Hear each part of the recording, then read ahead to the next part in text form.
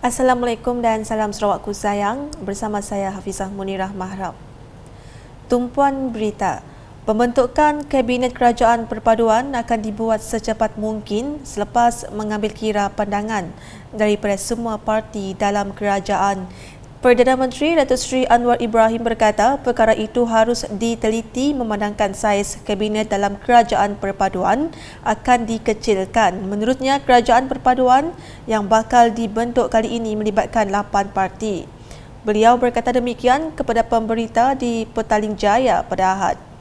Sebelum ini, Datuk Seri Anwar Ibrahim mengangkat sumpah sebagai Perdana Menteri ke-10 pada Khamis lepas dan memimpin Kerajaan Perpaduan yang dianggotai Pakatan Harapan PH yang mempunyai 82 kerusi, diikuti Barisan Nasional BN 30 kerusi, Gabungan Parti Sarawak GPS 23 kerusi dan Gabungan Rakyat Sabah GRS 6 kerusi serta parti-parti lain.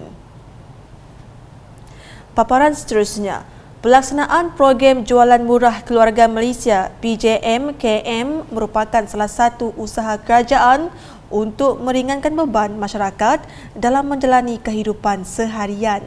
Penganjuran program sebegini sememangnya mendapat sambutan daripada penduduk setempat untuk membeli barangan keperluan harian dengan harga yang berpatutan. Dalam perkara itu, PJMKM 2022 telah diteruskan di kawasan Dewan Undangan Negeri Dun Kedup buat kali ketiga dengan ia dianjurkan di Kampung Mantung Marau pada kali ini. Timbalan Menteri Industri Makanan, Komoditi dan Pembangunan Wilayah Martin Ben telah turun padang bagi meninjau kelancaran pelaksanaan program tersebut di Dewan Terbuka Kampung Mantung Marau Serian baru-baru ini. Ahli Dewan Undangan Negeri Dun Kedup itu ketika ditemui menzahirkan rasa puas hati atas sambutan yang ditunjukkan di mana beliau berpendapat PJMKM amat memberi manfaat kepada penduduk setempat untuk meringankan kos sara hidup mereka. Laporan seterusnya. Penganjuran Majlis Makan Tahun Kedayan Perdana kali ke-6 merupakan suatu yang harus dibanggakan masyarakat Kedayan. Menurut Timbalan Menteri Pembangunan Wanita dan Kanak-kanak Sarawak, Datuk Rozi Yunus, ini adalah salah satu acara yang memperlihatkan budaya dan adat resam kaum Kedayan yang harus dikekalkan untuk tatapan generasi akan datang. Katanya budaya ini seharusnya diwarisi dengan mempamerkan kepada dunia tentang adat resam kaum Kedayan. Beliau berkata demikian semasa Majlis Makan Tahun Kedayan Perdana kali ke-6 di Lawas pada Ahad. Dalam perkara itu, Datuk Rozi juga mahu golongan muda kaum Kedayan tidak ketinggalan dalam arus pembangunan dunia masa kini yang mana potensi dan kemahiran yang ada harus diketengahkan. Sementara itu, bahagian Sarike mempunyai potensi besar untuk berkembang maju dalam bidang pertanian sekaligus diangkat sebagai pusat agropolis wilayah Zon Tengah. Menurut Ahli Parlimen Sarike, Datuk Huang Tiong Si, ini selaras dengan hasrat Kerajaan Sarawak mahu menjadikannya sebagai pusat bakul makanan atau food basket. Jelasnya, Sarike juga berpotensi dipromosikan sebagai destinasi pilihan bagi pelancongan agro Sarawak sepenuh musim buah pada penghujung tahun. Beliau berkata demikian semasa Majlis Perasmian Pesta Nanas dan Buah-Buahan Sarike 2022 edisi ke-17 di perkarangan tempat letak kereta Dewan Suara Sarike baru-baru ini. Tambah beliau dengan siapnya 2 taman pertanian iaitu Agro Park Sungai Baji yang sedang dalam pembinaan serta Agro Park Parit Bugis Kelak yang akan memacu Sarike sebagai pusat pertanian yang menjadi penggerak kepada aktiviti ekonomi di wilayah tengah Sarawak. Datuk Seri Huang juga menegaskan penubuhan agensi pembangunan Delta Rajang (RADA) yang meliputi 5 kawasan parlimen di Zon Tengah akan memacu pembangunan Sarike serentak dengan bahagian-bahagian lain serta merapatkan jurang pembangunan dan kelesaan bandar dan luar bandar.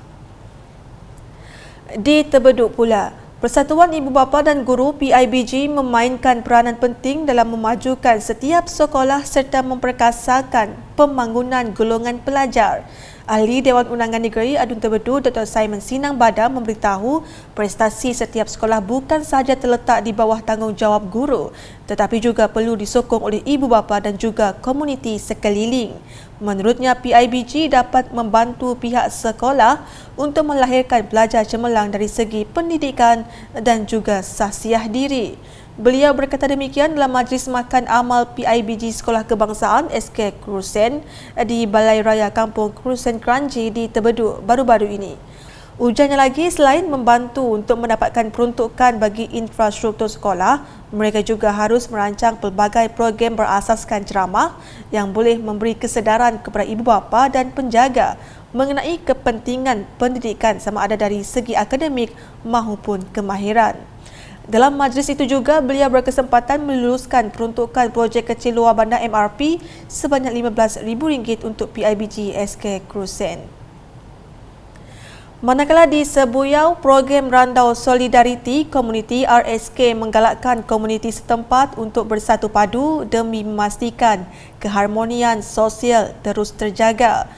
Menurut Ahli Parlimen Batang Lupar Muhammad Syafizan Kepri, ia mampu menerapkan budaya kepedulian dalam jiwa masyarakat agar integrasi dan kesejahteraan sosial terus terjalin sesama diri. Jelasnya, program itu juga dilaksanakan untuk memupuk kerjasama dan kolaborasi antara komuniti dalam menangani cabaran isu sosial yang dihadapi sekaligus memelihara keselamatan masyarakat awam.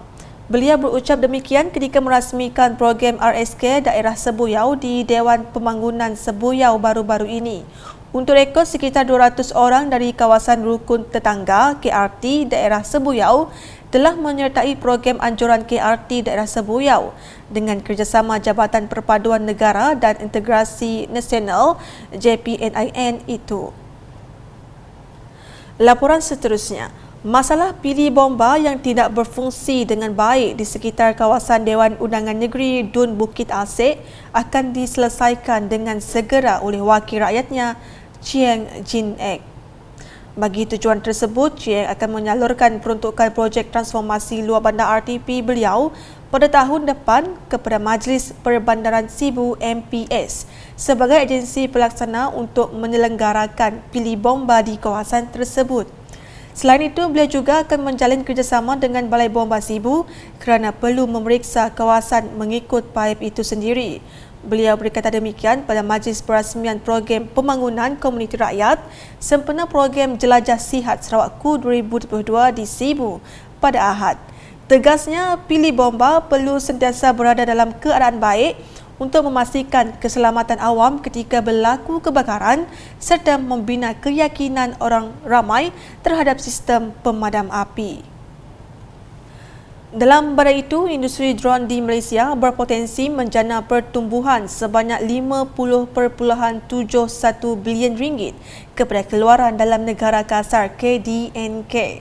Perkara itu pernah dinyatakan oleh bekas Perdana Menteri Malaysia Datuk Seri Ismail Sabri Yaakob melalui Pelan Tindakan Teknologi Dron Malaysia 2022-2030 MDTAP 30 September yang lalu. Menurut Direktur Universiti Teknologi Mara UiTM Cawangan Sarawak, Profesor Datuk Dr. Jamil Hamali, penggunaan dron adalah amat diperlukan dalam menangani perubahan iklim dan pelindungan alam sekitar dengan pengumpulan data yang lebih baik serta penguatkuasaan yang lebih cekap untuk menangani aktiviti haram. The state government is accelerating infrastructure development to improve the standard of living and grow Sarawak economy to provide business and job opportunities while training our people to be resourceful in increasing their income. I'm confident that with careful planning, commitment and hard work, Sarawak will be a thriving society by 2030 and we will be part of it. Beliau berkata demikian pada Majlis Perasmian Persidangan Aplikasi Komputer dan Dron Antarabangsa ICONDA 2022 kali ketiga di Dewan Jubli UiTM Kampus Samarahan pada Isnin. Tambahnya, melalui penggunaan dron Sarawak telah berjaya membantras kegiatan pembelakan haram melalui Ranger Drone untuk memantau hutan dari atas awan selain melihat sesuatu dengan lebih jelas dari atas tanah. Drones are proven helpful for the military, agriculture, energy, infrastructure, tourism, and countless other industries. There are a lot of untapped potential in commercial drone that can be used to develop our economy. Malah katanya menerusi persidangan itu kelak, diharap para pemain industri terlibat dapat mengetahui apa yang dilakukan oleh negara-negara maju yang lain dengan aplikasi teknologi drone tersebut, sekaligus berdiri setanding dengan mereka. Dalam pada itu, UKAS sempat membual beberapa orang penuntut yang telah menyertai Iconda 2022. For me, it's such a baguslah, salah sebuah conference yang sangat bagus untuk terutamanya pendedahan kepada pelajar-pelajar kini tentang drone.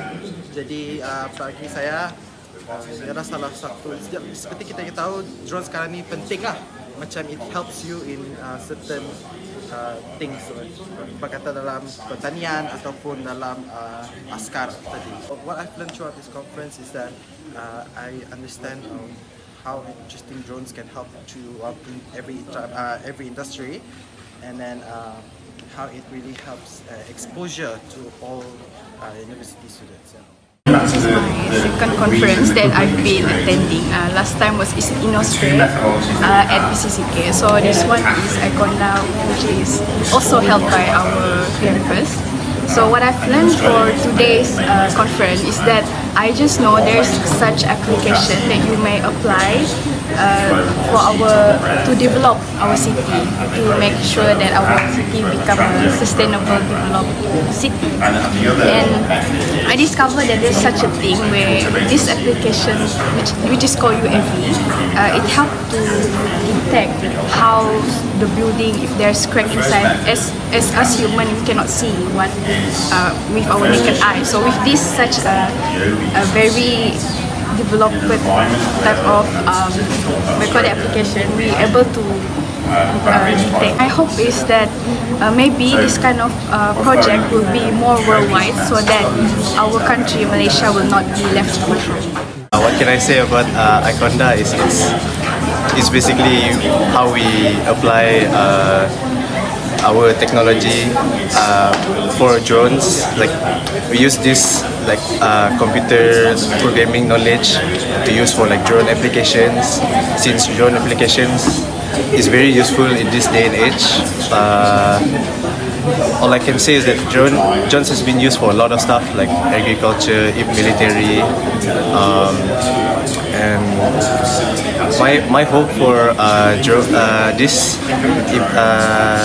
conference is that a lot of students get to like know the benefits of drones. There's also disadvantages, but most of it is like pretty beneficial to our country, which is like especially Sarawak, which is a developing state. And I hope that everyone would like get to know more about drone applications. Sekian edisi Tengah Hari bersama saya Fiza Munirah. Berita lebih lanjut boleh didapati di semua platform media sosial UKAS, termasuk portal ukas.sarawak.gov.my dan UKAS channel di YouTube. #menyebar fakta. Salam UKAS.